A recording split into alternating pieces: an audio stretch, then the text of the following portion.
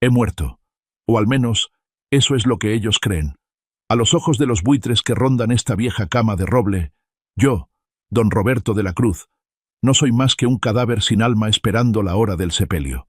El doctor Castillo, mi viejo y respetable amigo, y mi único aliado, ha interpretado su papel a la perfección. Salió de la habitación negando con la cabeza, impotente, dejando tras de sí una sentencia de muerte para el patrón de Jalisco. Pero se equivocan. Este viejo león aún no ha dado su último aliento. Yago aquí, inmóvil, con la respiración controlada tan superficialmente que mi pecho apenas se mueve. Mis ojos están cerrados, pero mi oído está completamente abierto, agudo como el de un lobo nocturno en el desierto. Escucho el golpeteo de las suelas de cuero caro contra el piso de mármol, los pasos de Luis.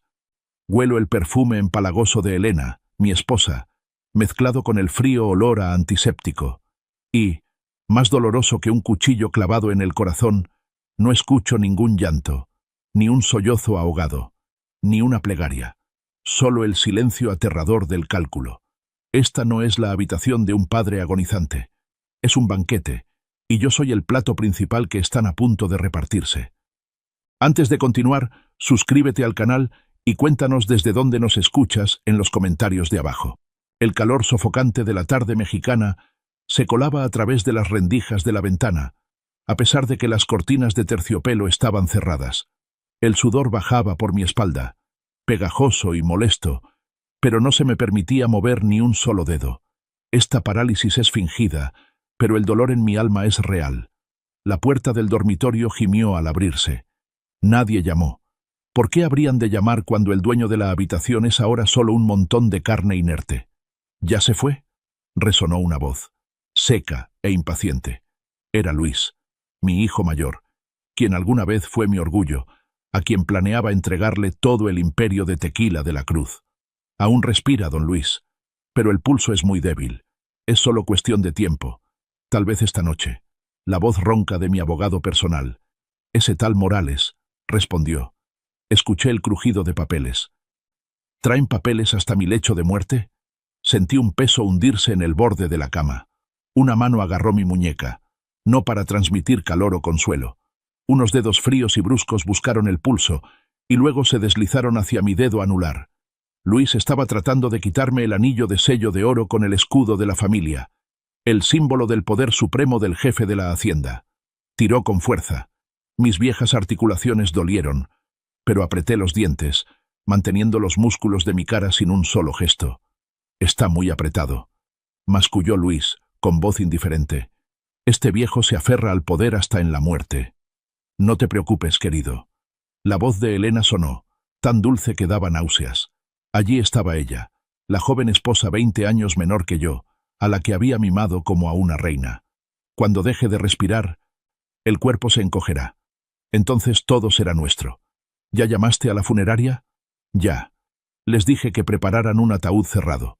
Luis soltó una risita burlona, una risa que hizo que la sangre me hirviera en las venas. No quiero ver su cara de amargado en el funeral. Les quitaría el apetito a los invitados. Sus risas se mezclaron, resonando en la amplia habitación. Hablaban de mi muerte como quien habla de deshacerse de un mueble viejo que estorba.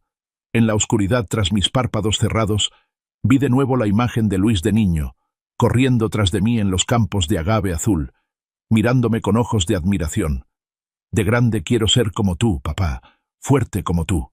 Ese niño ya murió.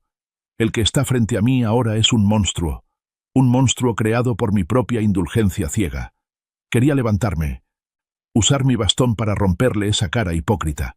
Quería gritarle a Elena que no recibiría ni un centavo. Pero me contuve. La ira de un padre dio paso a la frialdad de un capo. Si quieren que muera, moriré. Pero antes de bajar al infierno, los arrastraré conmigo para que prueben el fuego del castigo. Luis me soltó la mano y me dio 2 palmaditas suaves en la mejilla. Un acto de humillación suprema. Que duermas bien, viejo. Tu era ha terminado. La puerta se cerró. La habitación regresó a un silencio mortal. Abrí los ojos de golpe, mirando fijamente al techo. Una lágrima caliente rodó por mi sien, empapando la almohada. Esa fue la última lágrima que don Roberto de la Cruz derramó por esta familia. A partir de este momento, solo queda el juicio. Esa noche, el cielo de Jalisco desató su furia. Los relámpagos rasgaban el cielo, rompiendo la oscuridad total fuera de la ventana, seguidos por truenos que hacían vibrar los gruesos muros de piedra de la hacienda. La tormenta afuera no era nada comparada con la tormenta que arrasaba dentro de mi pecho. Seguía allí tumbado, inmóvil como un tronco podrido, manteniendo una respiración tan superficial que dolía. Alrededor de las 2 de la mañana, la puerta de mi habitación se abrió de nuevo.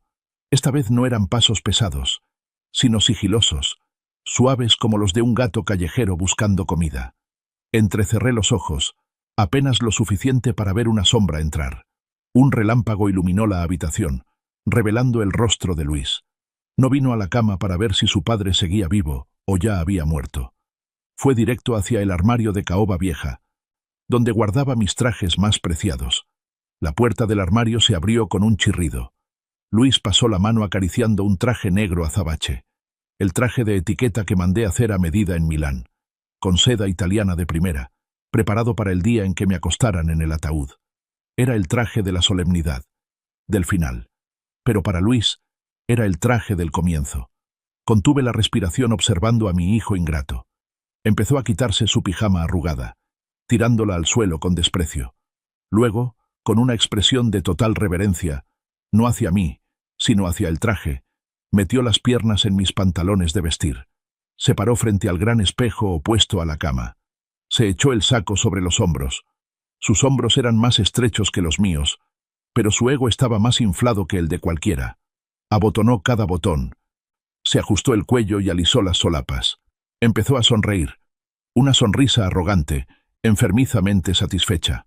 Se aclaró la garganta, mirándose al espejo, y alzó la mano como si estuviera dando un discurso. Estimados accionistas, queridos socios, la partida de don Roberto es una gran pérdida, pero el Imperio de la Cruz necesita un nuevo rey, alguien más joven, más moderno, y ese soy yo. Hizo una reverencia ante el espejo, disfrutando de los aplausos imaginarios. Se me encogió el corazón. Él no veía esto como un funeral, lo veía como una coronación. Mientras se embriagaba con su fantasía de poder, el tono de llamada de su teléfono en el bolsillo de sus pantalones viejos sonó, rompiendo su monólogo teatral. Frunció el ceño y alcanzó el teléfono. Ni siquiera se molestó en quitarse mi traje. Se dejó caer tal cual en el sillón de terciopelo rojo, el sillón reservado únicamente para que el patrón se sentara a leer. «¿Bueno? ¿Isabela?» Su voz cambió por completo, volviéndose coqueta. Isabela, la amante vulgar con la que le había prohibido relacionarse. «Shh. Habla bajo. El viejo sigue ahí tirado. No se ha muerto del todo, pero es como si ya fuera un cadáver». Miró de reojo hacia la cama, con una mirada tan fría como si viera una bolsa de basura. «No te preocupes, nena. El plan es perfecto. El doctor Castillo es amigo del viejo, pero no sospechará nada. ¿Quién iba a imaginar que le cambiamos el contenido a su frasco de medicina para el corazón? ¿Qué? Mi sangre se heló. Todos mis sentidos parecieron explotar. Durante 3 meses, el viejo ha estado tomando sedantes en dosis altas, en lugar de su medicina cardíaca todos los días. Luis se rió por lo bajo, una risa que resonó en la noche tormentosa como la de un demonio. Que su corazón se debilite es natural. Un infarto también será natural. Sin rastro, sin policía, sin autopsia. Subió los pies a la mesa, recostándose en el sillón, y continuó hablando con satisfacción. Justo después del funeral, anunciaré el Nuevo Testamento.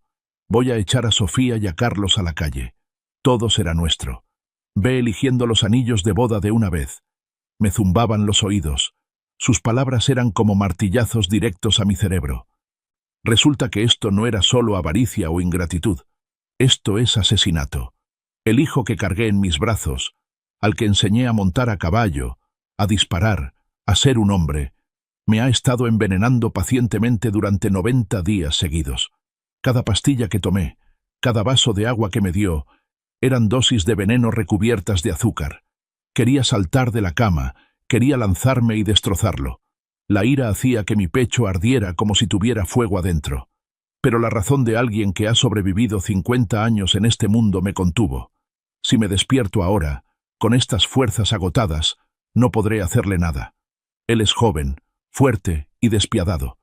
Podría usar esa almohada para acabar con mi vida en un instante y culpar a un ataque al corazón. Tengo que aguantar.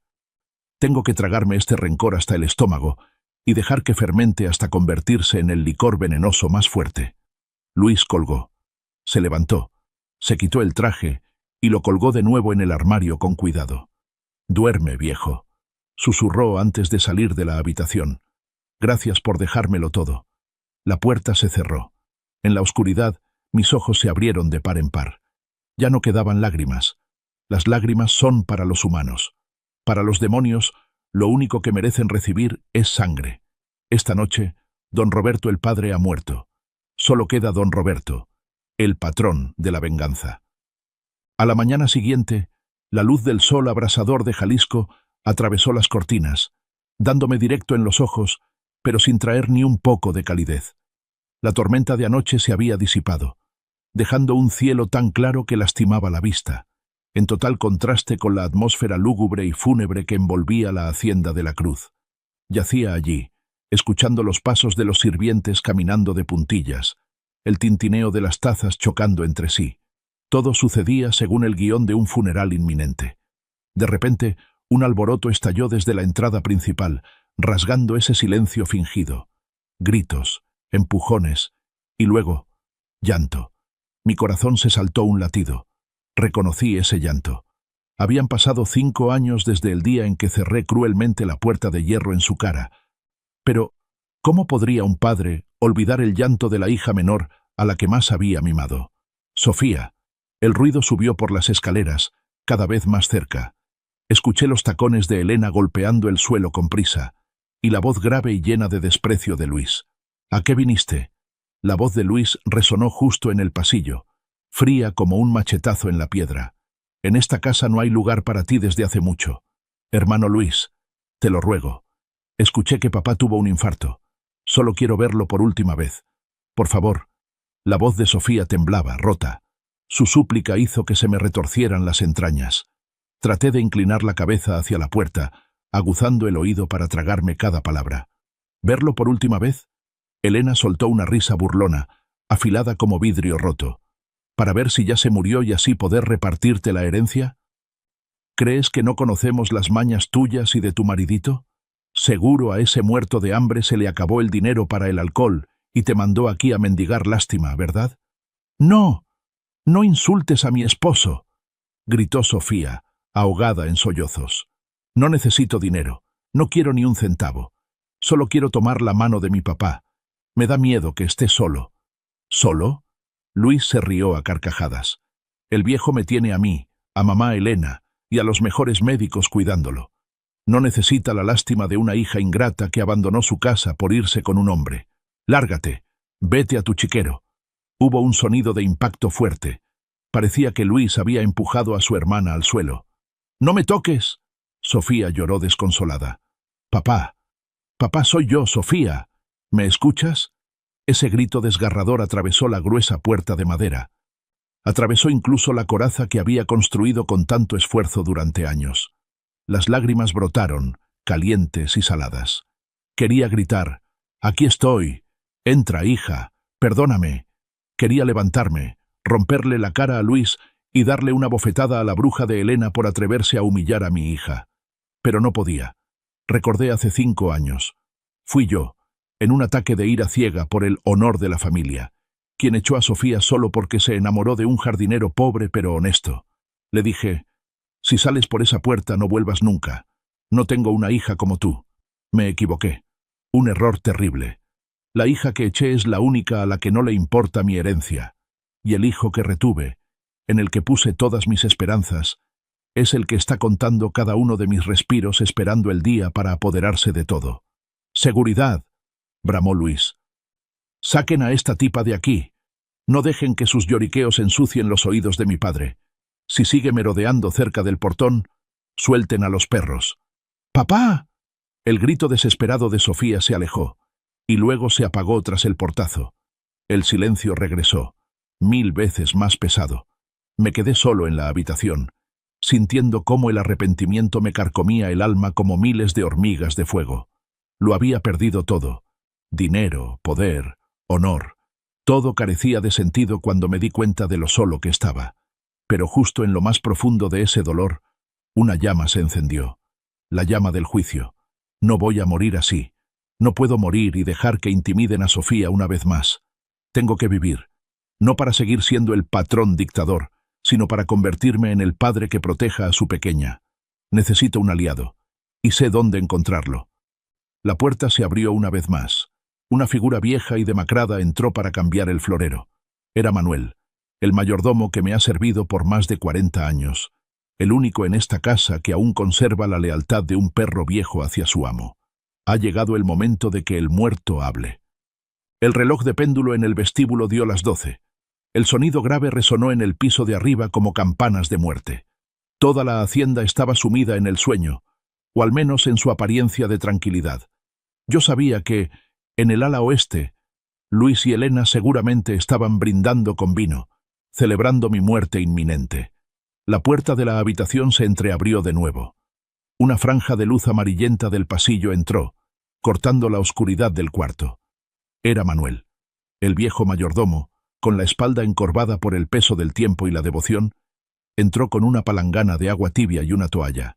Él era el único que se preocupaba por limpiar este cuerpo viejo, mientras los sirvientes jóvenes ya habían empezado a ponerse del lado de los nuevos dueños.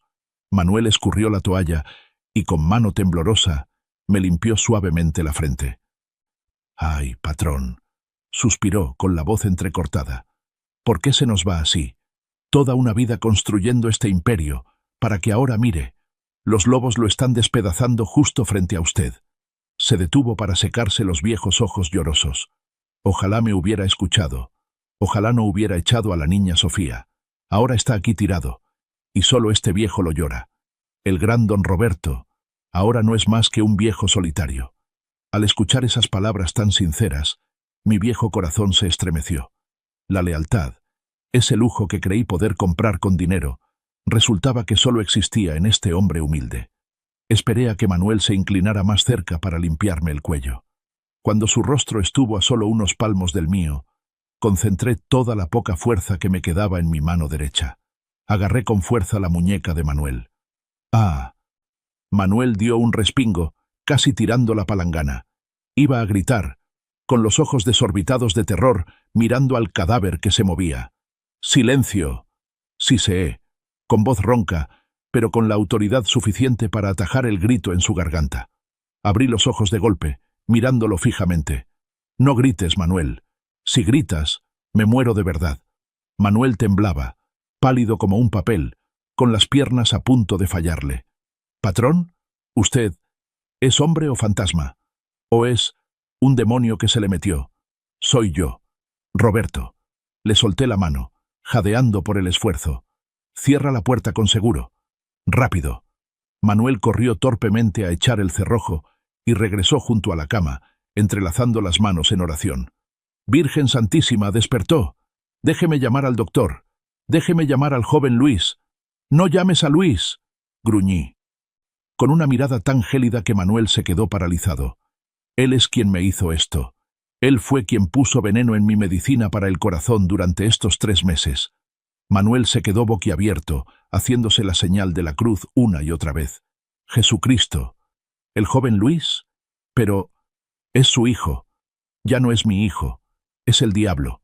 Miré a Manuel, con una mirada suplicante pero firme. «Manuel, has servido a la familia de la Cruz por 40 años. Cargaste a Sofía cuando nació. Eres el único en quien puedo confiar ahora. ¿De qué lado vas a estar? ¿Del lado de este viejo moribundo o del lado de ese hijo ingrato?». El viejo mayordomo me miró, luego miró hacia la ventana oscura. Respiró hondo. Se arrodilló junto a la cama y tomó mi mano huesuda para besarla. Un gesto de lealtad feudal absoluta. «Mi vida es suya, patrón. Si usted me dice que agarre una pistola y lo mate ahora mismo, lo hago». «No, matarlo sería demasiado fácil».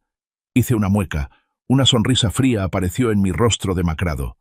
«Quiero que viva para ver todo lo que desea convertirse en humo. Quiero castigarlo». «¿Qué quiere que haga?». preguntó Manuel, con los ojos brillando de determinación. Llama al doctor Castillo. Solo a él. Le susurré el plan más loco de mi vida. Dile que traiga una dosis de tetrodotoxina, la droga que detiene el corazón temporalmente. Manuel abrió los ojos como platos. Usted piensa... Así es.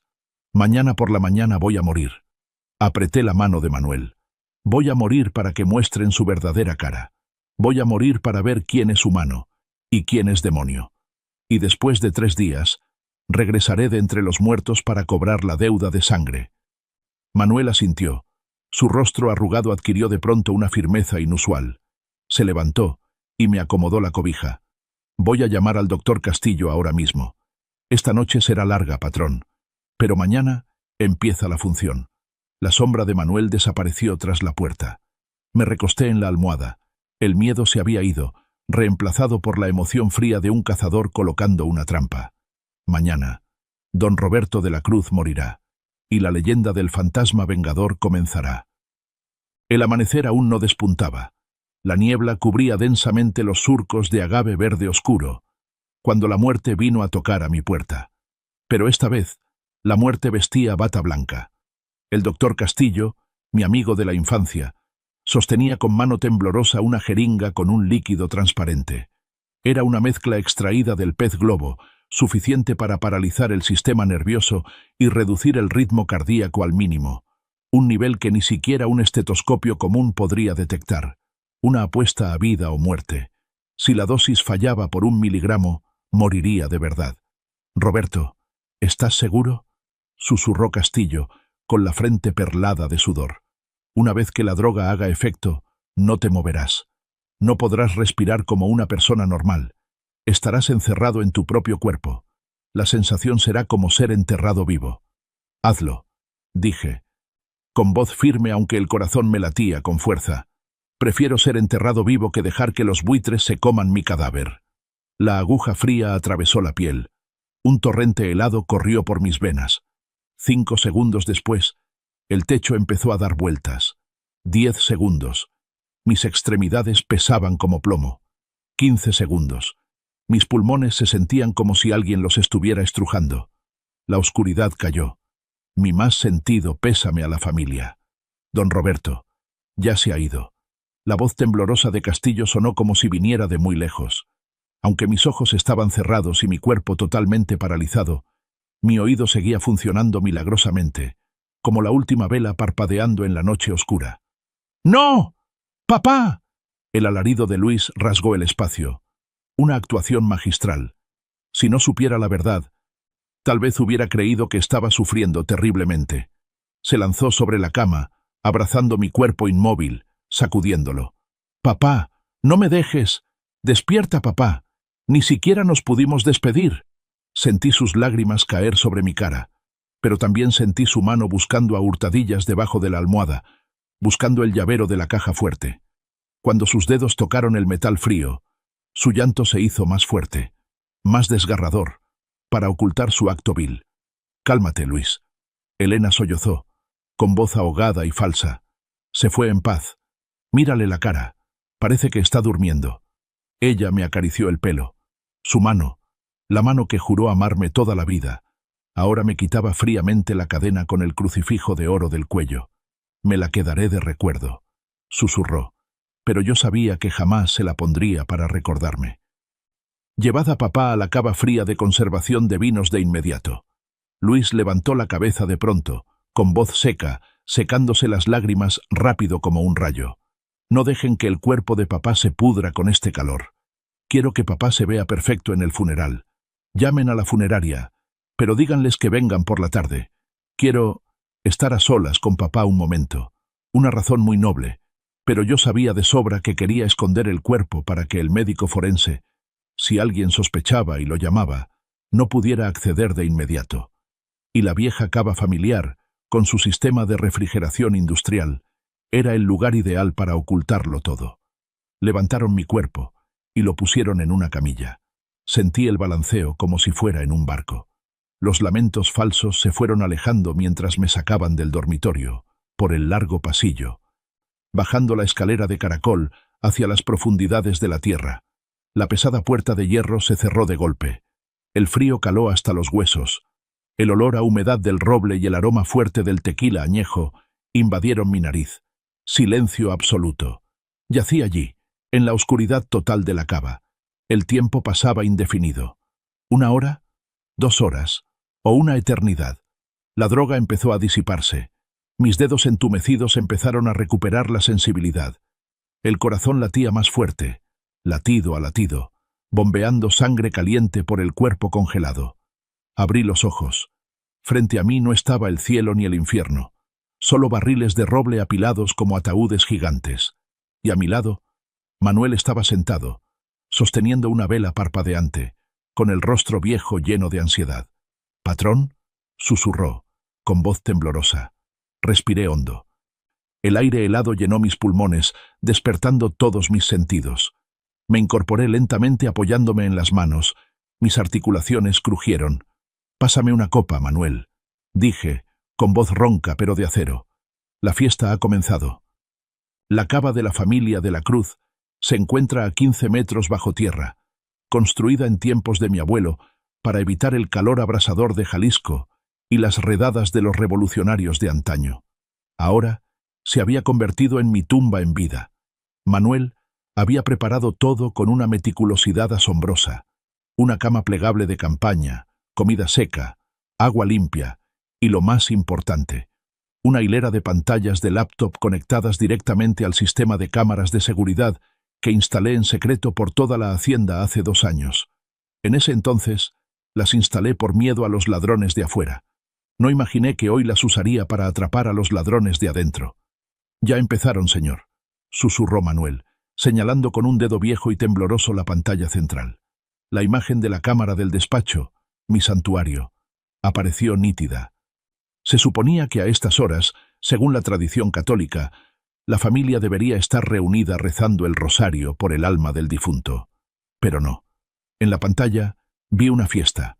Luis, mi querido hijo, estaba sentado descaradamente en mi sillón de piel de vaca, ese sillón en el que, estando yo vivo, nadie se atrevía a sentarse sin mi permiso. Tenía los pies subidos sobre el escritorio de roble pulido, con una copa de tequila extra añejo de 10 años en la mano, el licor que yo solo servía a jefes de Estado. Sentado frente a él estaba el abogado Morales y varios secuaces de confianza con aspecto de matones, cubiertos de tatuajes, tipos a los que yo había prohibido terminantemente pisar la hacienda. «¡Salud por el nuevo patrón!».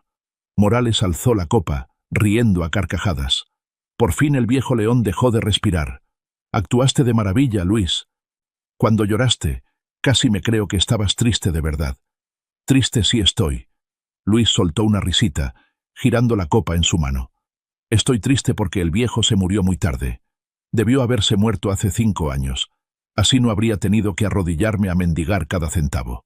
Se me encogió el corazón en el pecho. Cada palabra suya era como ácido en mi cara. La puerta del despacho se abrió. Un hombre de unos 60 años, con un sombrero de paja en la mano, entró tímidamente. Era don Pedro, el capataz de los campos de agave, quien ha trabajado para mi familia por 3 generaciones. «Disculpe, joven Luis». «Ah, no, señor patrón», tartamudeó Pedro. «Los trabajadores preguntan si mañana se les dará el día libre para asistir al funeral de don Roberto.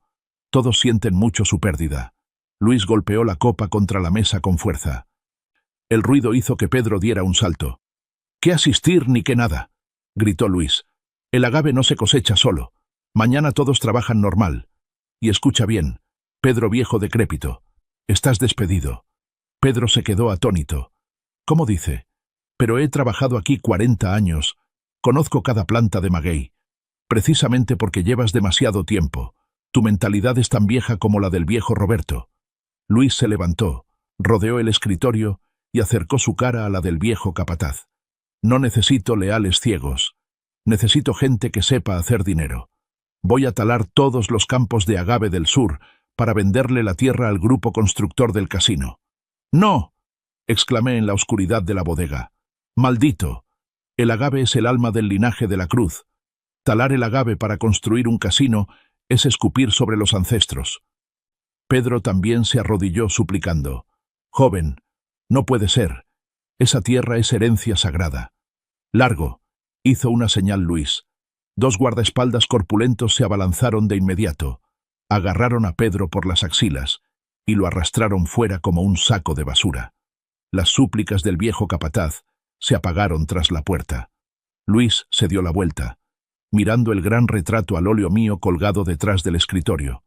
En la pintura, yo estaba de pie, majestuoso en medio del campo, sosteniendo mi bastón con cabeza de dragón. Hizo una mueca y escupió un gargajo en el suelo, justo a los pies del retrato. «Quiten esa porquería», ordenó a sus secuaces. «Cuelguen mi foto y lleven este sillón a quemar. No quiero sentarme sobre el olor a muerto». Me quedé petrificado en la oscuridad fría. Mi mano aplastó el vaso de plástico que sostenía sin darme cuenta. La sangre brotó de mi palma, pero no sentí dolor. Este dolor físico no era nada comparado con el dolor de ver el legado de toda mi vida pisoteado. «Mira bien, Manuel», dije con voz helada, mis ojos ardiendo de odio mirando la pantalla. «Recuerda bien su cara de triunfo, porque es la última vez que se reirá así. Mañana, el fantasma saldrá a cazar». Cambié el canal de la cámara. La pantalla del despacho se apagó, reemplazada por una imagen nítida en blanco y negro de la cámara número 4, el dormitorio principal. Ese era mi santuario, donde Elena y yo tuvimos noches de pasión, donde le susurré al oído promesas de una vida próspera hasta el final. Pensé que después de mi muerte, ella estaría allí, con la cara enterrada en la almohada llorando por su infortunado esposo, o al menos debería fingir un poco de dolor por haber perdido su sustento. Pero no. En la pantalla, Elena estaba sentada frente al tocador, cepillándose tranquilamente su largo cabello negro y brillante. Llevaba un camisón de seda rojo carmesí, el color de la seducción, no el negro del luto. En la mesa, una botella de champán ya estaba abierta. La puerta del baño se abrió. Un hombre salió, cubierto solo con una toalla en la cintura. Entrecerré los ojos, pegando la cara a la pantalla de la laptop. Esa panza, ese andar arrogante, era Morales, el abogado personal de la familia, el mismo que acababa de brindar con Luis hacía unos minutos en el despacho. Se acercó a Elena, rodeando su cintura con los brazos desde atrás, y le dio un beso en el cuello. Elena no lo apartó. Al contrario, recostó la cabeza en su hombro, riendo con esa risita coqueta que nunca le vi cuando estaba al lado de un viejo como yo. «El mocoso de Luis está borracho con su sueño de ser rey allá abajo», dijo Morales, con voz pastosa. Tomó la copa de champán de Elena y bebió un sorbo. «Realmente cree que él es quien controla este juego. Déjalo que delire, querido». Elena se giró, acariciando la cara fofa del abogado. «Cuanto más agresivo, cuanto más cruel sea con sus hermanos, mejor para nosotros. Deja que él sea el villano. Deja que eche a Sofía, que le rompa las piernas a Carlos y que venda todas estas tierras perdidas». «¿Y después?», preguntó Morales, empezando a manosearla. «Después», Elena hizo una mueca, con la mirada afilada como una navaja. «Cuando convierta todos los activos en efectivo para invertir en ese estúpido proyecto del casino, nosotros actuaremos. ¿Ya preparaste los papeles de transferencia a la cuenta en el extranjero?» «Claro que sí, mi amor». Morales rió con suficiencia. «Una firma falsa de Luis. Y todo el dinero volará directo a nuestra cuenta en Suiza. En ese momento, Luis se quedará sin nada y tendrá que ir a la cárcel por malversación y evasión de impuestos en nuestro lugar. Y el viejo Roberto...» Elena suspiró, pero no por lástima. «Se murió justo a tiempo. Ya aguanté su olor a viejo suficiente tiempo. Imagínate, viviremos como reyes en Madrid con su dinero». «¡Salud!». Los dos adúlteros chocaron las copas. El sonido del cristal golpeando sonó estridente a través de los altavoces de la computadora. En la fría cava, me quedé paralizado. Mi mano agarraba el borde de la mesa con tanta fuerza que mis nudillos estaban blancos. Resulta que no solo crié un cuervo. Estoy viviendo en un nido de víboras. Elena, la joven esposa a la que mimé como a una muñeca de porcelana, la que siempre decía, «Amo tu alma, Roberto, no tu dinero», resultó ser la víbora reina más astuta. No solo me traicionó, sino que está tendiendo una trampa para devorar a mi estúpido hijo. Luis, mi pobre hijo, crees que eres el cazador, pero solo eres una presa gorda a los ojos de tu madrastra y tu abogado. Esta verdad duele más que la muerte. pero curiosamente hizo que mi mente se aclarara más que nunca. El sufrimiento desapareció, dando paso a un cálculo frío y despiadado. Son una alianza diabólica. Luis, Elena, Morales. Pero toda alianza construida sobre la codicia y la traición tiene un punto débil mortal: la desconfianza. Si Elena y Morales quieren jugar a tirar la piedra y esconder la mano, yo les ayudaré. Haré que Luis sospeche de su madrastra. Haré que Elena le tema a Luis.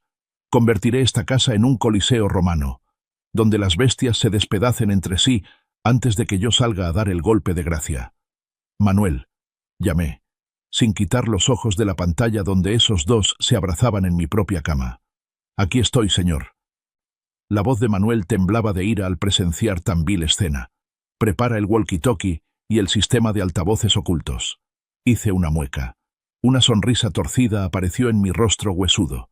Esta noche, el fantasma empezará a susurrar, y el primero en escuchar mis últimas palabras será Luis. El reloj marcó las 3 de la mañana, la hora del diablo. Yo estaba sentado en la cava, con los ojos pegados a la pantalla de la cámara 4. Arriba, en mi antiguo dormitorio que Luis había ocupado descaradamente, él dormía como un muerto. El tequila y la euforia del poder lo habían noqueado. Sus ronquidos sonaban rítmicos, pero yo sabía que el sueño de un pecador nunca será tranquilo. Manuel, dije al walkie-talkie, susurrando con frialdad. Es la hora. Actúa. En la pantalla de la cámara del pasillo, vi una sombra moverse suavemente. Manuel, aunque viejo, tenía pasos silenciosos como un gato. No usó la puerta principal. Usó el pasadizo secreto detrás de la chimenea, un diseño antiguo de la hacienda que Luis, a pesar de vivir aquí toda su vida, jamás conoció. El panel de roble detrás de la chimenea en el dormitorio se deslizó lentamente. Manuel entró, llevando en sus manos el arma de esta noche, el traje funerario negro azabache, el mismo traje que Luis había robado y con el que había bailado frente al espejo la noche anterior. Manuel colgó el traje en el galán de noche de madera justo al pie de la cama de Luis, directamente frente a su vista al despertar. Pero eso no era todo.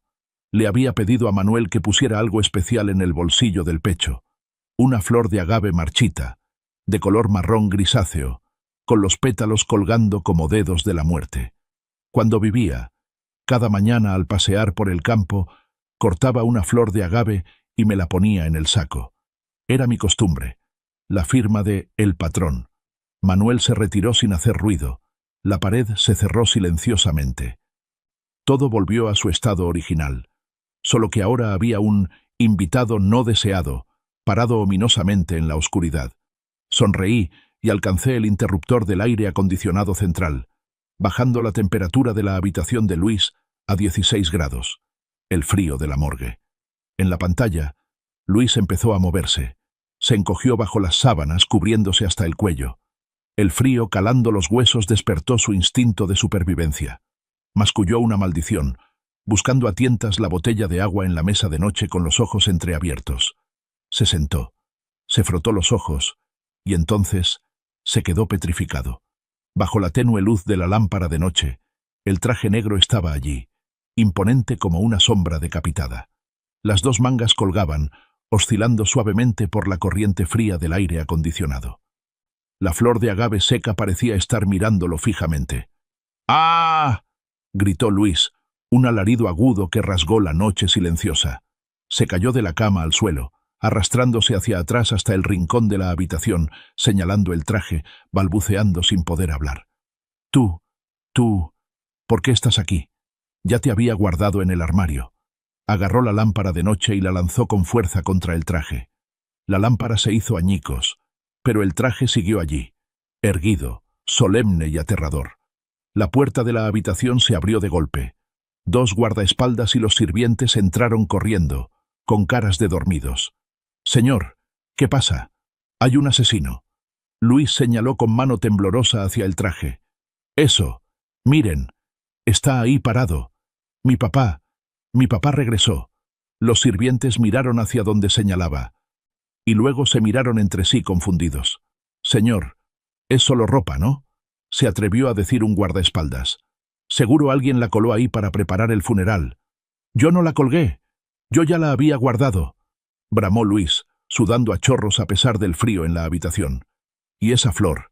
¿Quién puso esa maldita flor ahí? ¿Quién?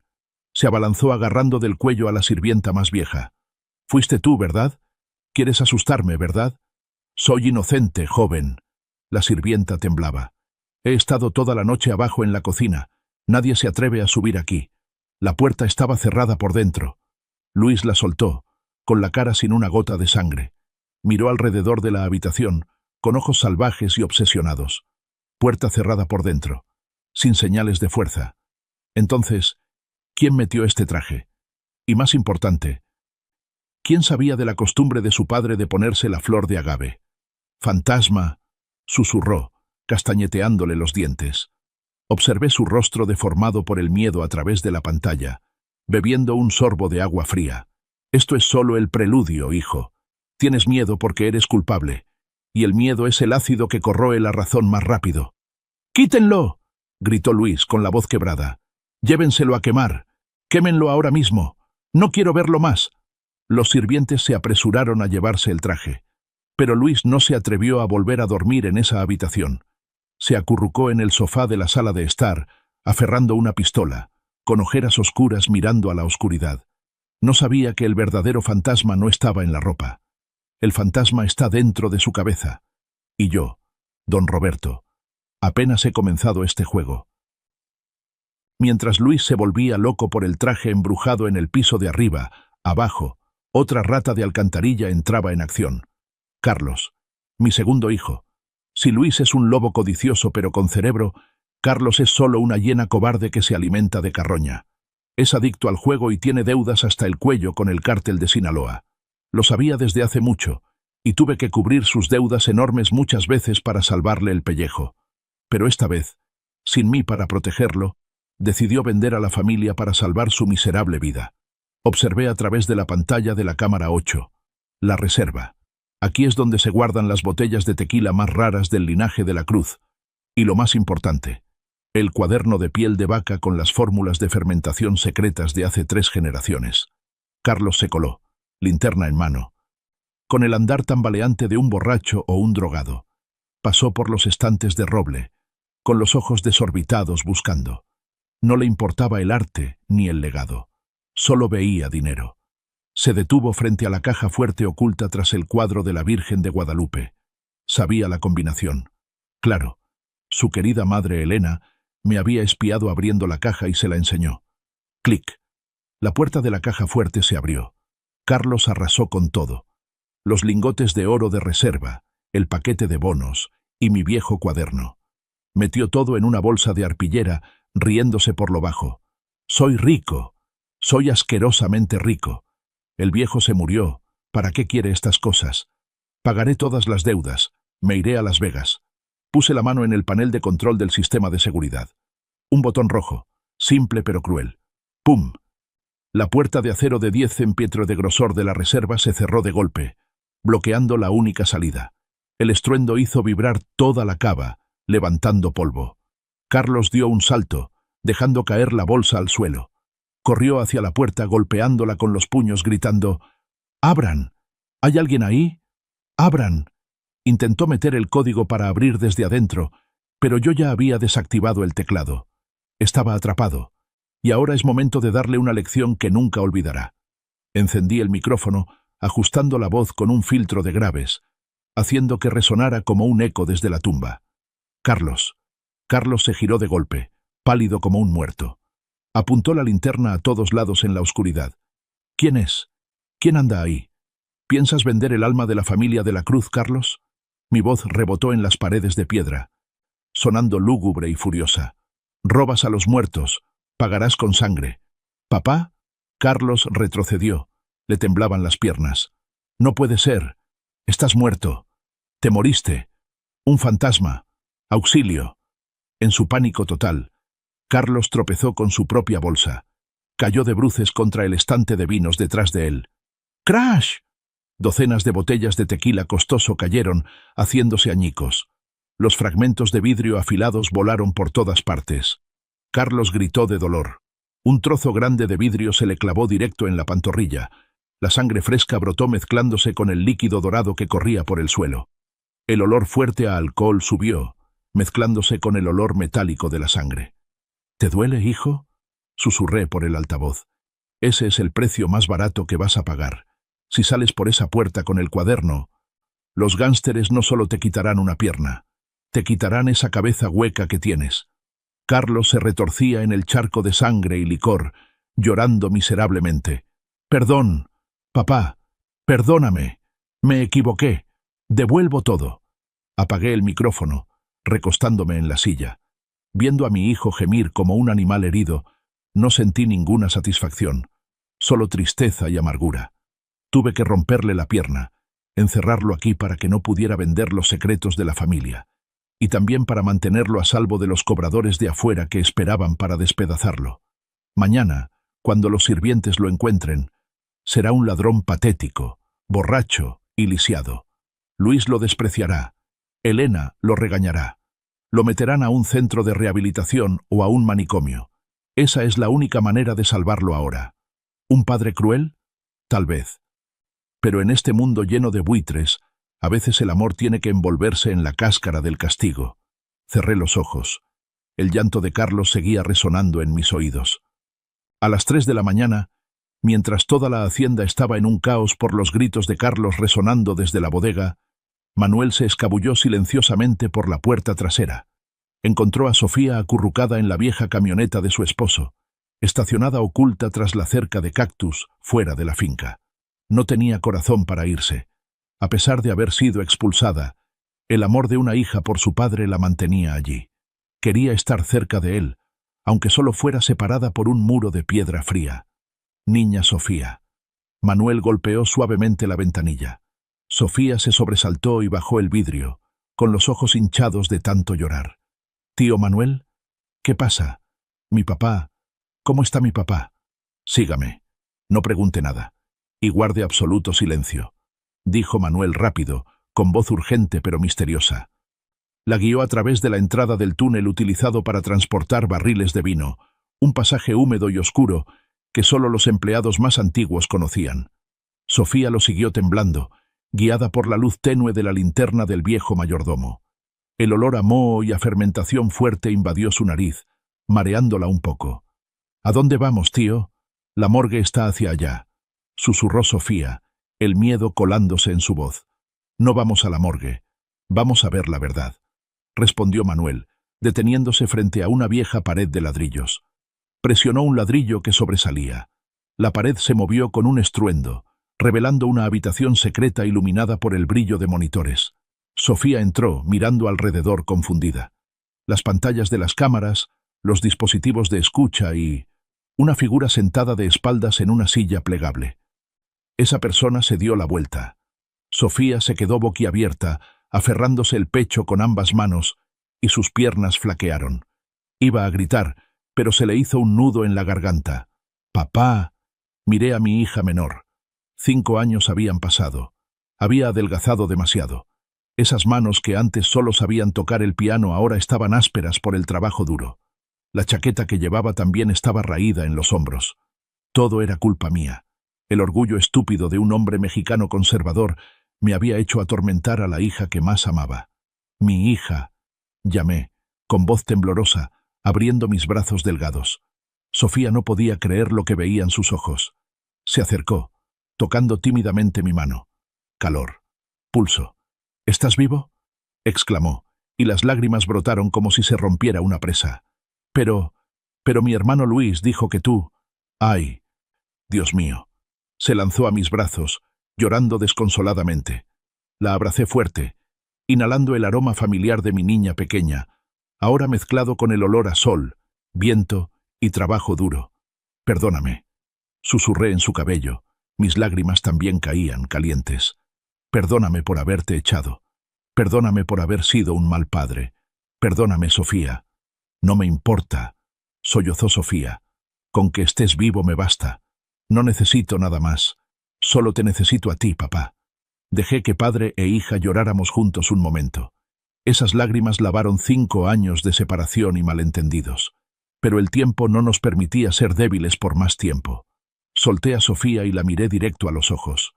Mi mirada se endureció, volviendo a la severidad de un patrón. Escucha, Sofía, no estoy muerto, pero tampoco puedo revivir ahora mismo. Señalé la pantalla de la cámara, donde Luis dirigía frenéticamente a la gente para romper la puerta de la bodega y sacar a Carlos. Tu hermano, él me envenenó. Sofía se quedó atónita, pálida. Luis, él, ¿planeó matarte? Él y tu madrastra quieren usar mi muerte como trampolín para apoderarse de todo. Apreté la mano de Sofía. Te necesito, Sofía. Necesito que seas mis ojos, mis manos y mi voz allá arriba en la tierra. Sofía me miró, y luego miró a la pantalla llena de conspiraciones oscuras. El dolor en sus ojos desapareció gradualmente, reemplazado por el fuego de la ira. La sangre de la cruz, sangre de guerreros, estaba despertando en ella. ¿Qué quieres que haga?, preguntó, con una firmeza inesperada. Saqué del bolsillo una llave antigua de bronce y una carpeta gruesa. Esta es la llave de la caja fuerte secreta en el Banco Central, donde guardo el verdadero testamento y los títulos de propiedad originales de la hacienda. Tómala. Mañana regresarás aquí, no como la hija desterrada, sino como la representante legal de don Roberto. Miré profundo a los ojos de mi hija. Tú limpiarás esta basura por mí. Protegerás a los empleados leales. Destruirás sus planes. ¿Puedes hacerlo, patrona? Sofía apretó la llave en su mano. Se enderezó y se secó las lágrimas. La debilidad desapareció, dando paso a la altivez de una hija de linaje noble. Por ti y por la familia de la Cruz, haré que paguen. Sonreí satisfecho. La leona ha despertado, y es aún más peligrosa que yo. Menos de 48 horas después de que yo falleciera, Luis demostró que su desvergüenza no tenía límites. En lugar de organizar una vigilia de oración, convirtió el patio delantero de la hacienda en una pasarela de moda ridícula. Mesas redondas cubiertas con manteles blancos inmaculados, una banda de mariachi contratada, pero con prohibición de tocar música triste, y enormes arreglos de rosas blancas decorando todo el lugar. Oficialmente, era una fiesta para honrar la vida de don Roberto, pero en realidad era el debut del nuevo patrón y la firma de un contrato clandestino con don Fausto, un capo de la droga infame de la frontera que quería lavar dinero a través de mi sistema de exportación de licor. Para estrechar la relación, Luis planeaba anunciar su compromiso con la hija consentida de Fausto esa misma noche, pateando a su amante Isabela a un lado. Yo estaba sentado frente a la pantalla, apretando mi bastón. «Míralos», gruñí. Vestidos de blanco en el funeral de su padre, buitres disfrazados de ángeles. En la pantalla, Luis levantaba su copa, riendo y charlando con don Fausto. Elena le lanzaba miradas coquetas a los jóvenes guardaespaldas del capo. Todo el ambiente apestaba a dinero sucio y falsedad. «¿Ya estamos listos, Manuel?», pregunté por el walkie-talkie. «Listos, señor». La voz de Manuel sonó, un poco temblorosa pero llena de emoción. La niña Sofía disolvió 50 kilos de colorante rojo intenso en el tanque de agua central. «Solo necesito su orden». «Espera». Entrecerré los ojos. «Espera a que brinden. Espera al momento en que se sientan más victoriosos». En el escenario, Luis tomó el micrófono. Se alisó el cabello engominado y se ajustó el moño. Empezó a hablar sin parar sobre la nueva visión, la cooperación internacional, y sobre convertir el dolor en acción.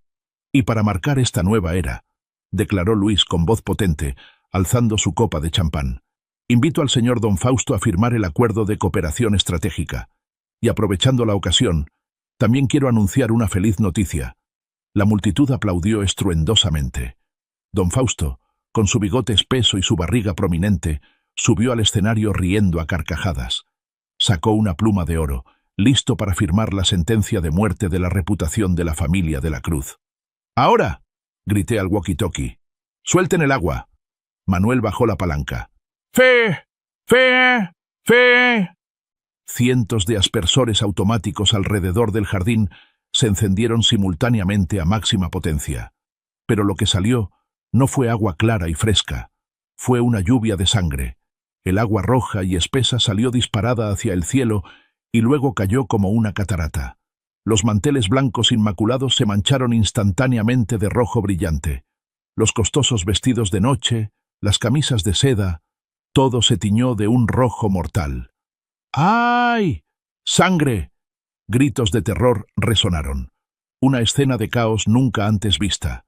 Las señoras se cubrían la cabeza corriendo despavoridas, resbalando en el piso de baldosas mojado. Los mariachis tiraron las trompetas y tambores para huir. Lo peor estaba en el escenario. Luis y don Fausto estaban justo en el centro del chorro más grande. Ambos quedaron empapados de pies a cabeza en esa agua roja. El contrato en la mesa se corrió, deshaciéndose en una pulpa de papel rojo. Luis se quedó paralizado, limpiándose la cara torpemente con las manos, pareciendo alguien que acababa de salir de un baño de sangre. —¿Qué demonios es esto? —bramó don Fausto, con la cara más roja que el agua misma. Escupió un gargajo rojo de la boca. —¿Te estás burlando de mí, mocoso? Esto es un mal agüero. ¡Sangre! ¡Es sangre! —No, no es eso. Luis trató de explicar en pánico, agitando las manos. —Es solo una falla técnica. Es agua de riego nada más. —¡Falla técnica, mis polainas! Don Fausto le dio una bofetada a Luis que resonó como un trueno. ¡Plaf! El sonido seco se escuchó incluso en los altavoces de la cámara. —¿Me invitas al funeral de tu padre para bañarme en sangre? El contrato se cancela. Yo no hago negocios con esta casa maldita. El capo se fue furioso, llevándose a su séquito. Los invitados también huyeron despavoridos. Nadie se atrevió a quedarse en ese lugar infernal ni un segundo más. Solo quedó Luis, solo en medio del escenario, totalmente rojo, temblando por el viento frío. Miró alrededor del jardín desolado, mirando los charcos de agua roja bajo sus pies. Me recosté en la silla, riendo a carcajadas. Mi risa resonó en la fría cava, sonando más refrescante que cualquier música. Felicidades por tu compromiso, hijo. Levanté mi copa, brindando suavemente contra la pantalla. El rojo te queda muy bien. Es el color de la traición. A la mañana siguiente, el aire en la hacienda de la Cruz estaba cargado de olor a cloro. Los sirvientes tuvieron que fregar toda la noche para borrar las manchas rojas del patio, pero el olor podrido de la humillación de anoche no había nada que pudiera lavarlo. Luis caminaba de un lado a otro en el despacho, con aspecto demacrado. El escándalo de la lluvia de sangre se había extendido por todo el pueblo de Tequila. Las acciones de la compañía empezaron a tambalearse. Necesitaba un golpe maestro para afirmar su autoridad de inmediato. —Léelo —le gritó Luis a Morales en la cara—. Léelo ahora mismo. Quiero echar a Sofía y declarar la propiedad antes de que los accionistas entren en pánico. Morales, con su apariencia pulcra pero con ojos escurridizos, asintió. Puso una carpeta de piel sobre el escritorio. El lugar donde apenas ayer reinaba mi fotografía. —¡Que entren todos! —ordenó Luis. 5 minutos después, la sala de estar reunía a todos los herederos. Elena estaba sentada en el sofá, secándose las lágrimas con un pañuelo de encaje, aunque sus ojos estaban secos. Sofía estaba de pie recargada en la puerta, de brazos cruzados, con una expresión extrañamente tranquila que molestaba a Luis. Carlos estaba ausente. El muchacho seguía gimiendo en un hospital privado tras el accidente en la bodega anoche, con una pierna rota y crisis nerviosa. Yo, Roberto de la Cruz, en pleno uso de mis facultades mentales, Morales comenzó a leer, con voz monótona, resbaladiza como una anguila. Yo, sentado en la oscuridad de la cava, sonreí con desprecio. ¿Facultades mentales? El día que se redactó ese testamento, según la fecha en el papel, yo estaba postrado en cama y delirando por el montón de sedantes que me daban. Esa firma seguramente fue hecha por Elena guiando mi mano, o fue un producto de Photoshop mal hecho por Morales. Decido otorgar todo el control operativo, las acciones de la compañía Tequila de la Cruz y la propiedad de la hacienda a mi hijo mayor, Luis de la Cruz. Luis suspiró aliviado, recostándose en la silla, lanzándole una mirada victoriosa a Sofía. Mi esposa, Elena, disfrutará del 30% de las ganancias netas anuales y la propiedad de la villa vacacional en Cancún. Mi segundo hijo, Carlos, recibirá una pensión mensual con la condición de ingresar a rehabilitación. Y Sofía... Morales se detuvo, mirando a Sofía por encima de sus gafas, fingiendo un suspiro de pesar. Debido a sus conductas irrespetuosas y al abandono de la familia en el pasado, Sofía de la Cruz no recibirá ningún bien de este testamento. El espacio quedó en silencio total. Elena sonrió con burla, ocultándose tras el pañuelo. Luis se levantó, caminó hacia Sofía y le extendió el papel en la cara a su hermana. —¿Escuchaste bien, hermanita? —siseó entre dientes. Papá no te dejó ni un centavo. Papá te odiaba. Hasta en su muerte te siguió odiando. Ahora lárgate de mi casa antes de que llame a seguridad. Esperaba que Sofía se derrumbara o gritara de ira. Pero no. Mi hija solo sonrió, una sonrisa fría idéntica a la mía cuando era joven. —Quédate con ese papel mojado, Luis —dijo Sofía, con una calma aterradora. ¿Crees que un papel puede convertirte en patrón? Solo eres un payaso usando el traje de papá. Dicho esto, Sofía dio media vuelta y se fue sin mirar atrás. Su calma enfureció a Luis. Él no sabía que Sofía no necesitaba pelear por ese papel basura, porque el verdadero testamento no estaba en la caja fuerte, ni en la oficina del abogado. Me giré hacia Manuel, señalando la pantalla donde se veía claramente el estante de vinos detrás de Luis. En la fila superior, cubierto por el polvo del tiempo, había una botella de reserva de la familia Cosecha, 1995, el año que Sofía cumplió 18. No contenía licor. Dentro de esa botella oscura estaba el testamento que escribí a mano hace 10 años, enrollado y sellado con cera roja. En ese testamento predije este día. Sabía de la codicia de Luis, la debilidad de Carlos y el cálculo de Elena. Se lo dejé todo a la única persona que tiene el corazón de un verdadero tequilero.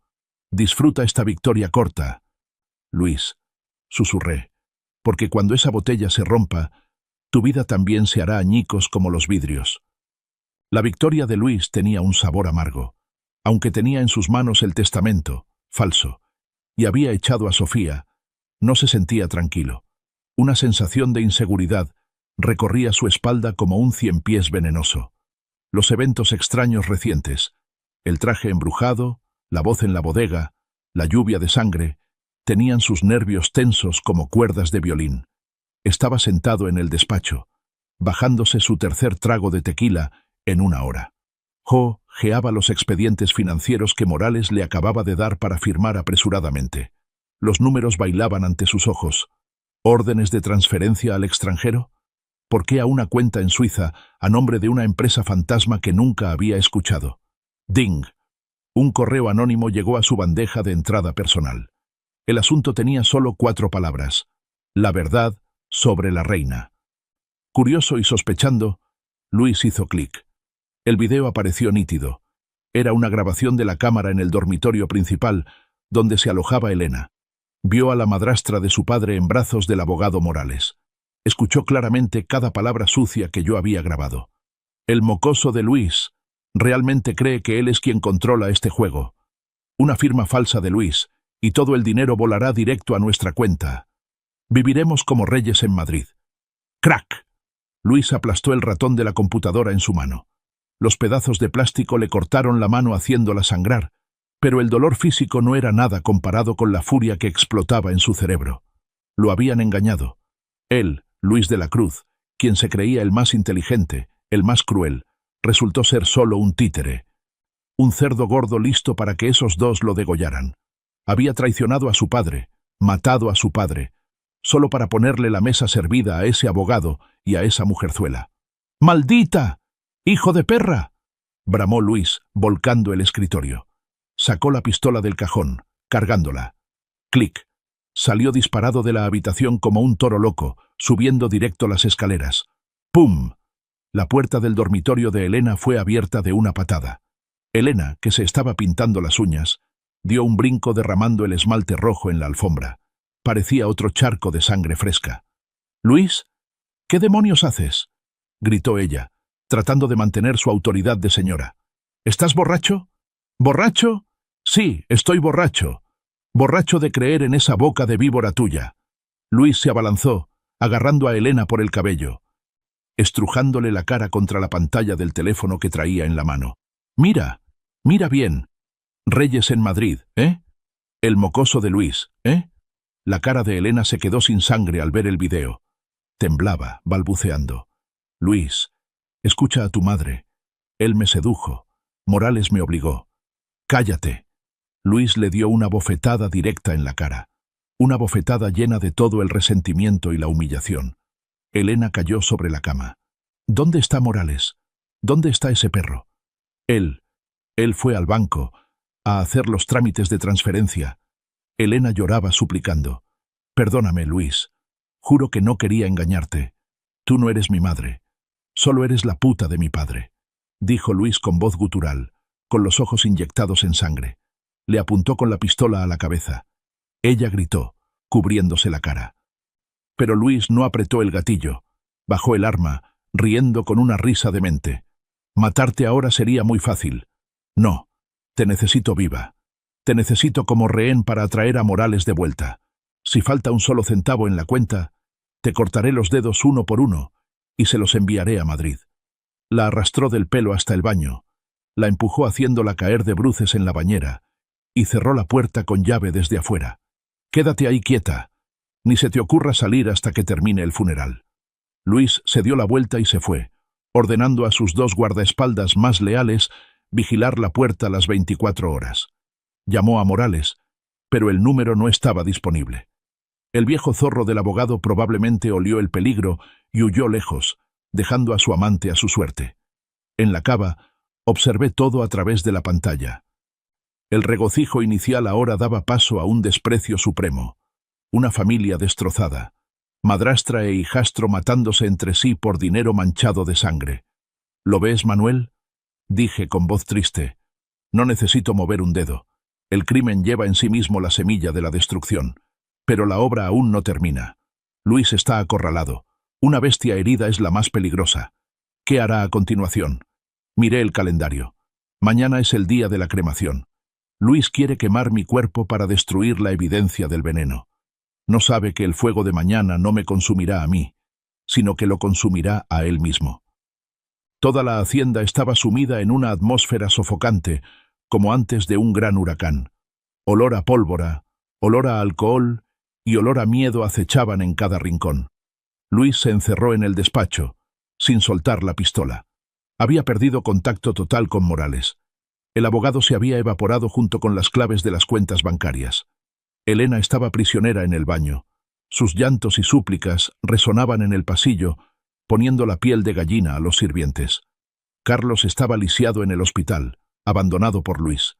Sofía había desaparecido sin dejar rastro tras ser echada. Luis se sentía absolutamente solo. Pero su mayor miedo no era perder el dinero, sino mi cadáver. Estaba obsesionado con la idea de que yo despertaría, o que la policía irrumpiría para hacer la autopsia y encontrar el veneno en mi sangre. Necesitaba destruir la evidencia. De inmediato. «Llamen a la funeraria», gritó Luis al teléfono, con los ojos rojos mirando fijamente a la nada. «Cambio de planes. Nada de entierro. Cremación. Mañana mismo. Quiero quemar el cuerpo del viejo justo después del velorio». «Pero señor», tartamudeó la voz al otro lado, «el permiso de cremación necesita la firma del médico forense y...» «Yo soy la ley aquí», bramó Luis. «Pagaré el doble. 10 veces más. Quémenlo todo hasta que sean cenizas. Mañana a las 8 en punto. No me hagan repetirlo». Colgó, respirando con dificultad. Miró la pared vacía donde solía colgar mi foto. Sonrió con amargura. «Una vez hecho cenizas, ni siendo santo revives, viejo». Bajo la bodega escuché cada palabra. Manuel me miró pálido. «Patrón, esto es grave. Si quema ese ataúd mañana por la mañana...» «Calma». «Manuel», lo interrumpí, aunque por dentro también estaba agitado. «Está en pánico. Cuanto más se apresure, más fácil cometerá errores. Pero mañana usted debe estar en el ataúd para ir a la iglesia a la misa». Se preocupó Manuel. «Si usted se mete ahí, y él lo empuja directo al horno, ¿qué pasará? ¿Quién dijo que yo me metería ahí?» Hice una mueca. Un plan audaz brilló en mi mente. Me he preparado para esta situación desde hace mucho. Le hice una señal a Manuel para que abriera la puerta del túnel lateral que llevaba al viejo taller de figuras de cera de la familia, donde mi abuelo tenía la afición de moldear estatuas de santos. Allí, cubierto bajo una capa gruesa de polvo, había una figura de cera de tamaño real y con mi rostro exacto. La mandé hacer hace 3 años, no para jugar, sino como precaución para secuestros. Ahora, será el doble perfecto.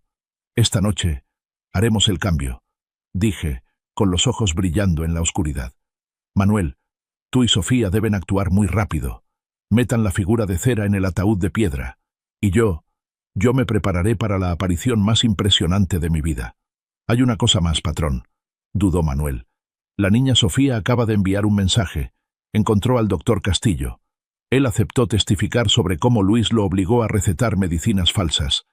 Y ella también contactó al comandante Gómez. Bien, asentí, sintiéndome orgulloso de mi hija. Lo hizo mejor de lo esperado. Me levanté, estirándome, sacudiéndome el cansancio de estos días de escondite. Mañana saldré a la luz. Mañana, Luis no podrá quemar el cuerpo de su padre. Al contrario, él será consumido por el mismo fuego de sus pecados. Manuel, saca mi traje blanco. Ordené, con voz resonante y poderosa. El de color marfil. Mañana es el funeral de don Roberto, pero también es el día del renacimiento del Fénix. Quiero verme magnífico cuando mande a mi querido hijo a la cárcel. Las campanas de la iglesia de San José sonaron una tras otra, pesadas y lúgubres, extendiéndose por todo el valle de Tequila. Yo estaba en la sacristía, mirando por la puerta entreabierta hacia la nave principal.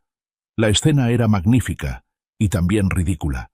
Cientos de personas se apretujaban en trajes negros lujosos, socios de negocios, políticos codiciosos, las esposas de los otros capos del Tequila con los labios pintados de rojo intenso. Todos estaban presentes.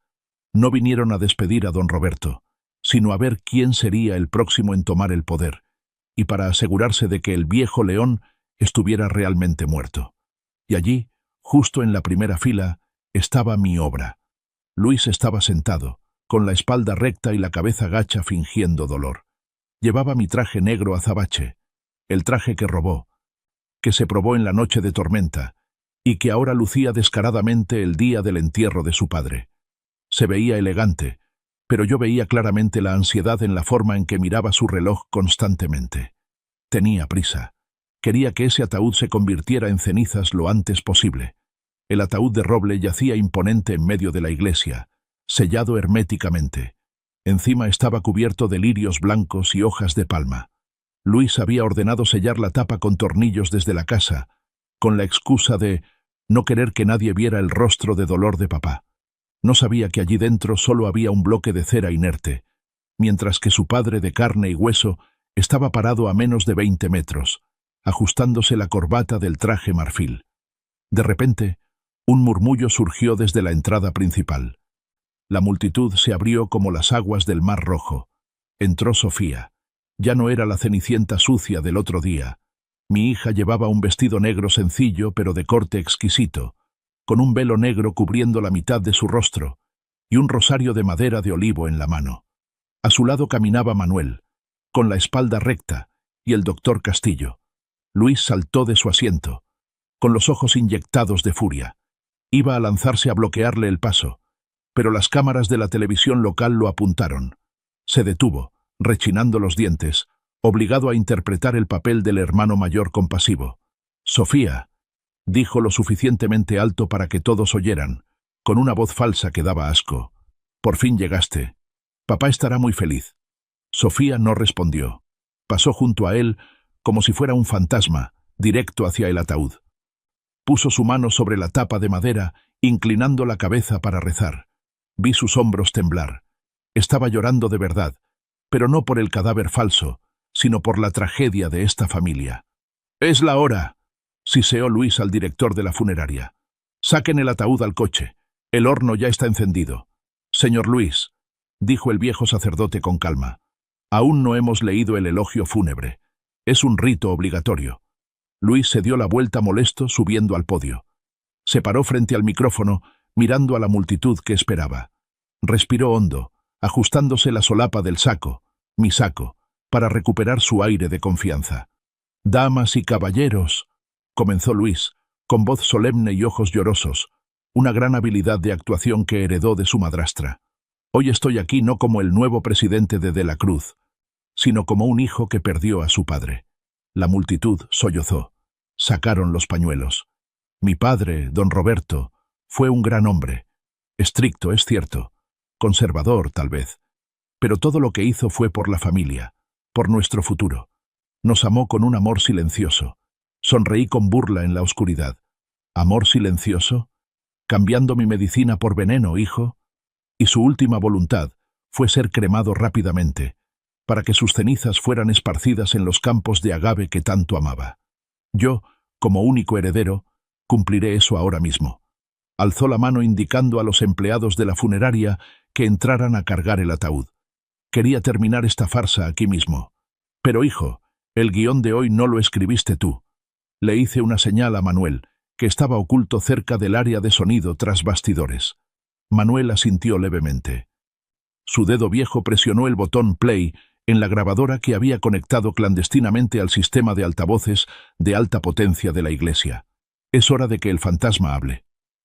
Los cargadores del ataúd apenas habían puesto sus manos en las asas de bronce, listos para levantar a mi padre sobre sus hombros, cuando un sonido estridente salió del sistema de sonido envolvente de la iglesia. Red. Psss. El chillido de interferencia del micrófono hizo que la multitud hiciera muecas y se tapara los oídos. Luis, de pie en el podio, se sobresaltó y se giró mirando hacia el área técnica, con cara de pocos amigos. ¿Qué demonios pasa? ¡Apáguenlo! ¡Bola de inútiles! Pero el chillido cesó, reemplazado por otro sonido. Claro, nítido y escalofriantemente familiar. Era la voz de Luis. No el tono triste y ahogado con el que acababa de hablar, sino un tono burlón, arrogante y cruel. Estimados accionistas, queridos socios, mi padre fue un gran hombre, pero era demasiado anticuado. Ha llegado el momento de que comience una nueva era. Don Luis es quien tiene el poder. La iglesia quedó en silencio sepulcral. Cientos de pares de ojos se clavaron en Luis.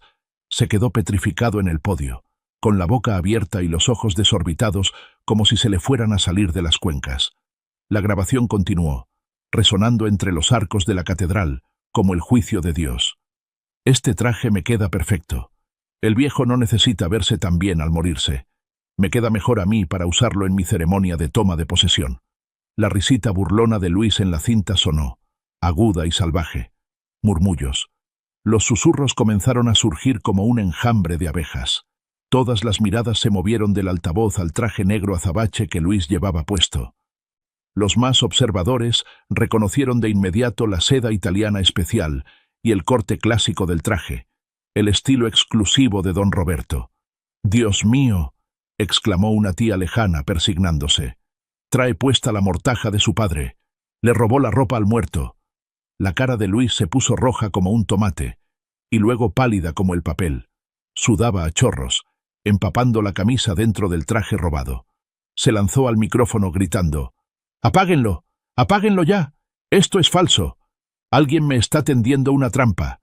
Es IA, inteligencia artificial. No es mi voz».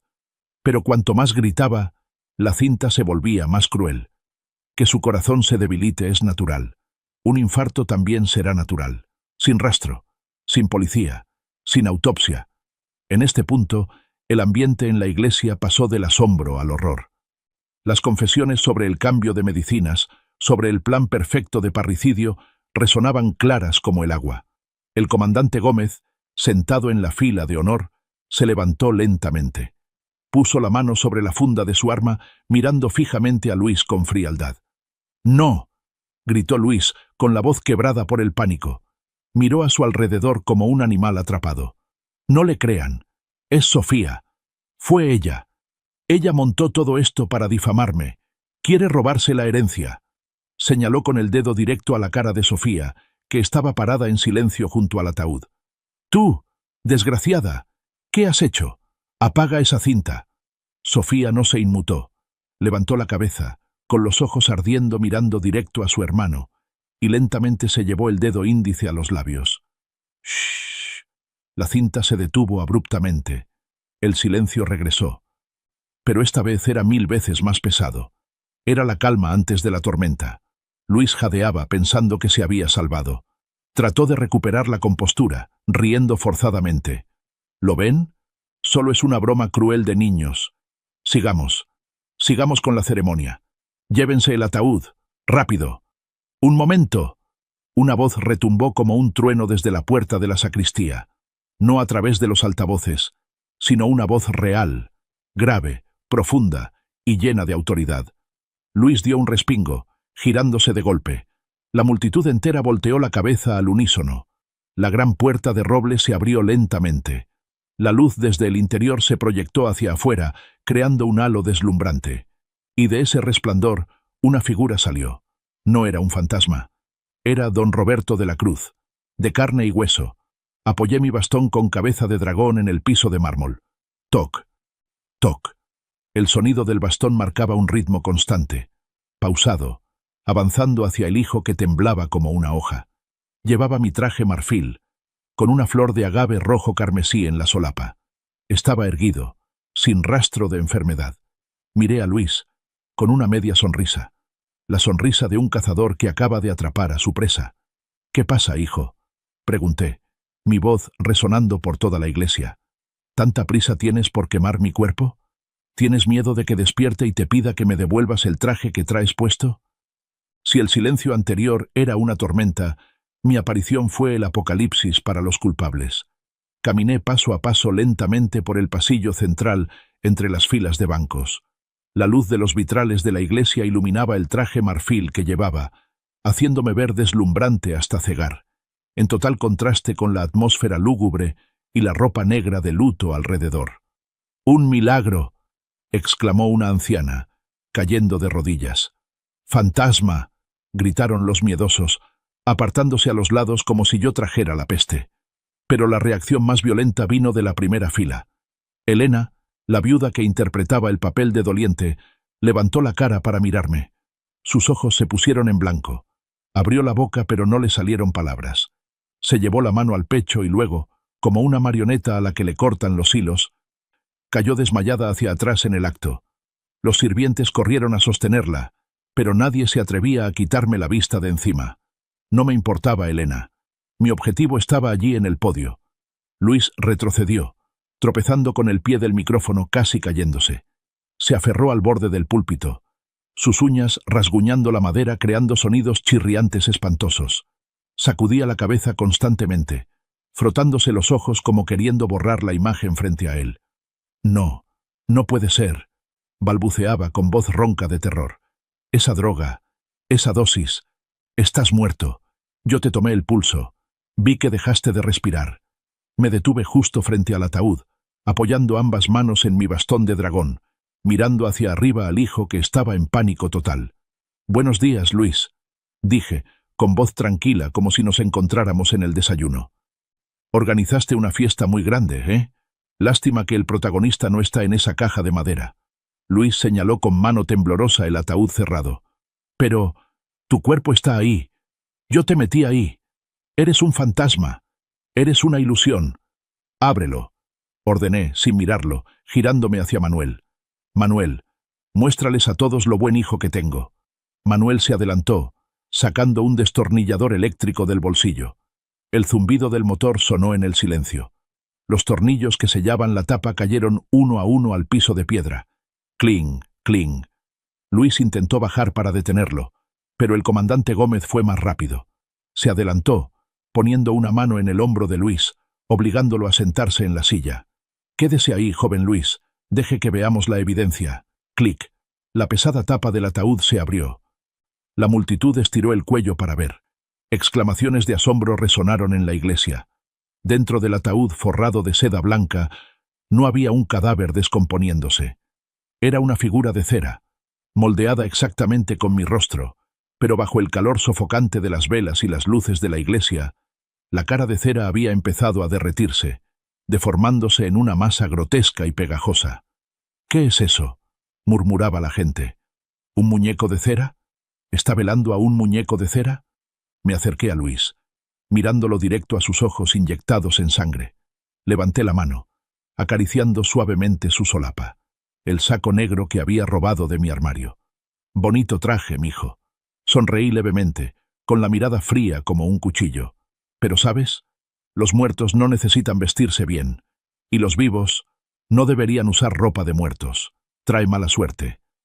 Luis me miró, y luego miró el traje que llevaba puesto. De pronto sintió como si esa ropa le estuviera apretando el cuello, quemándole la piel, Se arrancó la corbata, jadeando como si se estuviera ahogando. —¿Por qué?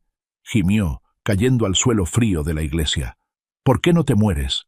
¿Por qué me sigues atormentando? Me enderecé, dándome la vuelta para encarar a los cientos de invitados atónitos. Alcé mi bastón, declarando con voz potente: «Disculpen, señores, por esta obra de teatro tan mala. El funeral de hoy se cancela, porque el muerto ha decidido revivir para limpiar su casa». Aplausos dispersos sonaron, y luego se extendieron en una ovación estruendosa, no porque se alegraran de que reviviera, sino porque sabían: el mejor drama de Jalisco apenas llegaba a su clímax, y ahora es el momento del juicio. La iglesia de San José nunca había estado tan silenciosa, a pesar de estar llena de cientos de personas. Este silencio no era de reverencia a Dios, sino de terror ante la verdad.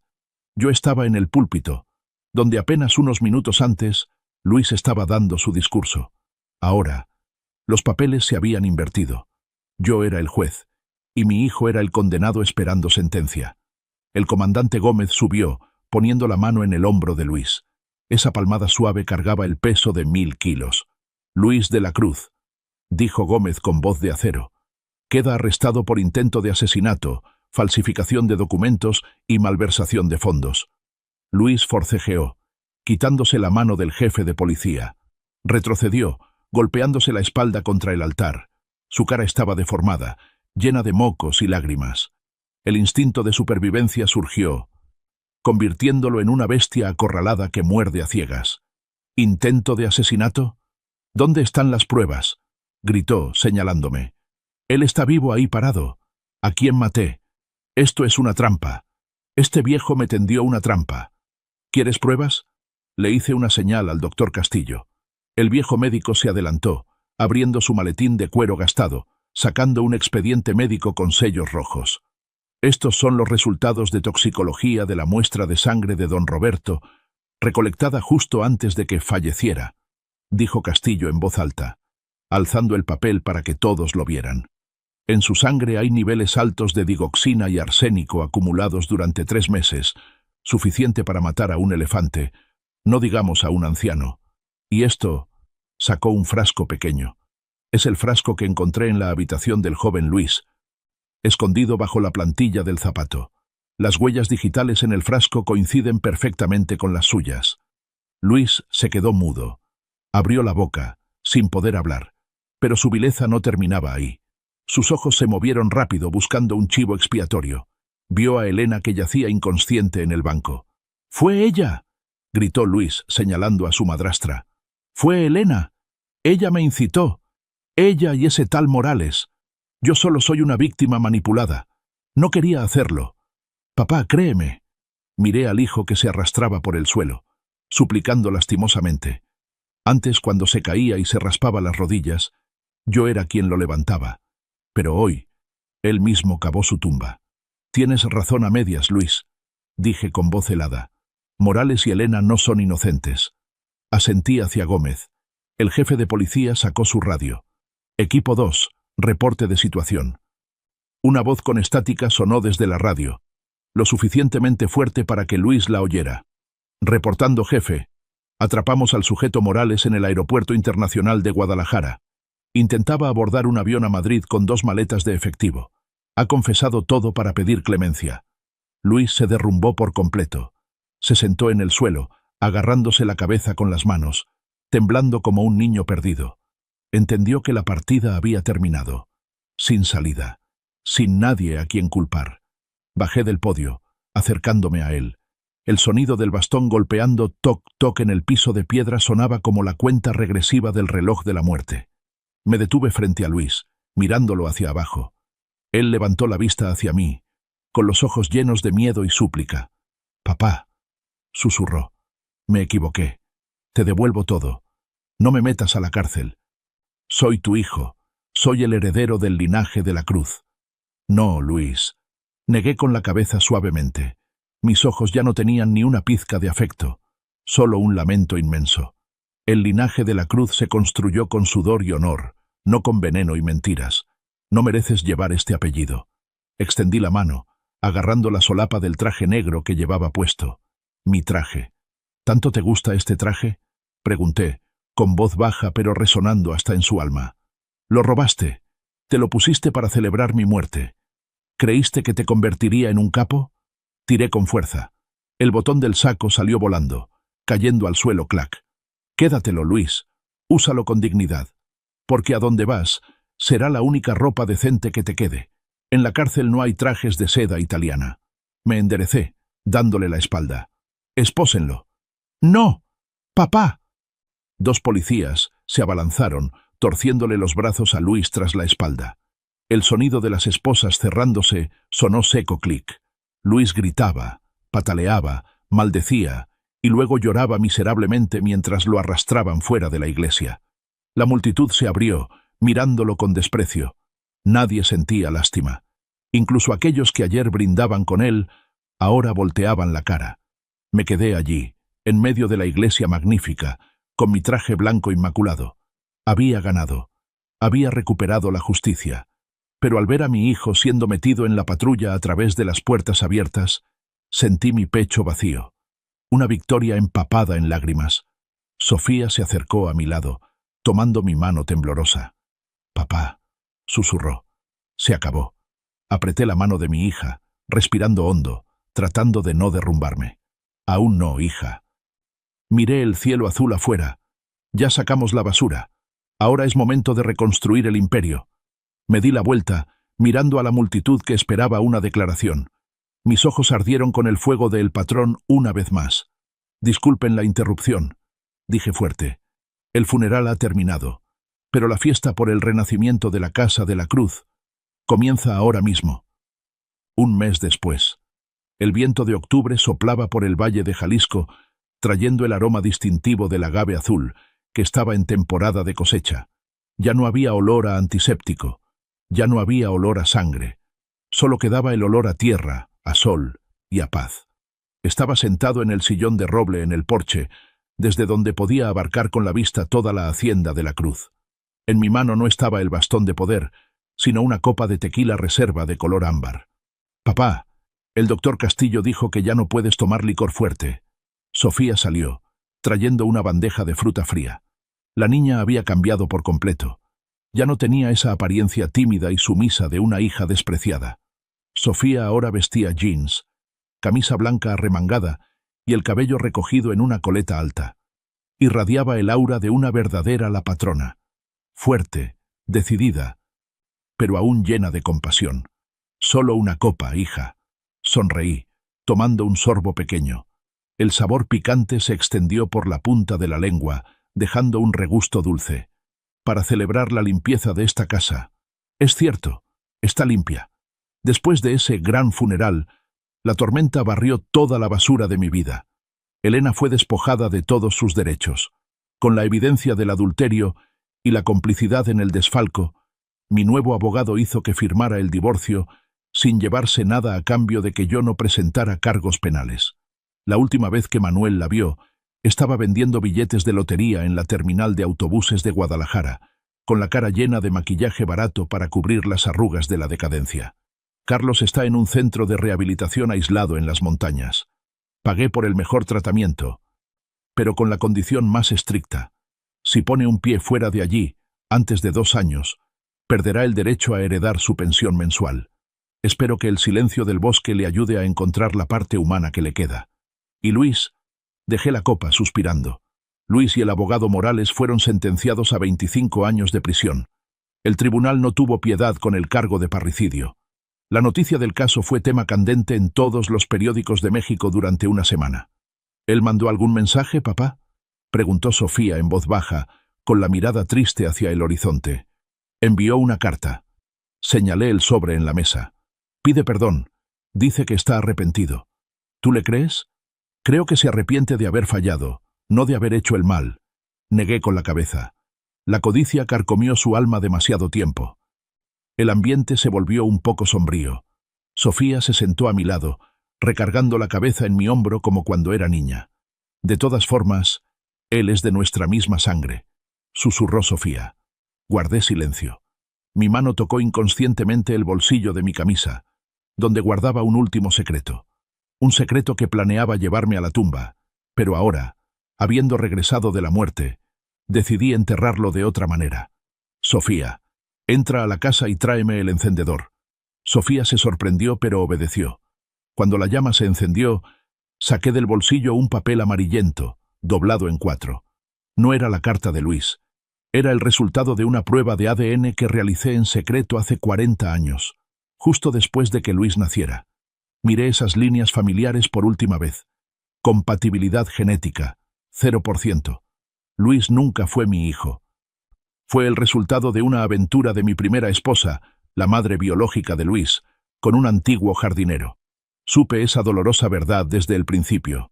Pero por honor, por el amor ciego a mi difunta esposa y por ese niño inocente en la cuna, guardé silencio. Lo crié, lo eduqué, le di el apellido de la Cruz, esperando que el amor convirtiera a un extraño en familia. Pero irónicamente, la sangre que corre por sus venas no es la mía. Tal vez por eso pudo intentar asesinarme tan cruelmente sin que le temblara la mano. «¿Qué es eso, papá?», preguntó Sofía con curiosidad, mirando el papel que empezaba a prenderse. «Una vieja deuda», dije, viendo cómo el fuego lamía esos números malditos. «Una verdad que ya no importa». Lancé el papel ardiendo a la chimenea exterior. Las cenizas volaron, mezclándose con el viento, disolviéndose en el cielo azul profundo. Luis nunca sabrá esta verdad. Que viva en la cárcel con el tormento de haber matado a su propio padre biológico. Ese es el castigo más cruel, pero también la última misericordia que le doy. Seguirá siendo un de la Cruz, aunque sea solo de nombre. «¿En qué piensas, papá?», preguntó Sofía, apretando mi mano. Me giré a ver a mi hija. Esta sí es mi sangre. Esta sí es la heredera digna. Pienso que... Sonreí, entrecerrando los ojos hacia el sol que subía alto. Ha llegado el momento de que este viejo león descanse de verdad. Desde hoy, tú eres la patrona. Cuida estos campos, Sofía. No dejes que se tiñan de sangre nunca más. Lo prometo, papá. Cerré los ojos, disfrutando de la brisa fresca. Esta vez, no fingí dormir. Dormí de verdad. Un sueño tranquilo y sin pesadillas. Bajo la protección de mi hija devota y la sombra de los agaves eternos. Si esta historia te ha cautivado, dale like al video, suscríbete al canal y comparte tus pensamientos en los comentarios. Para escuchar la siguiente historia, haz clic en el recuadro a la izquierda de la pantalla. Gracias por vernos.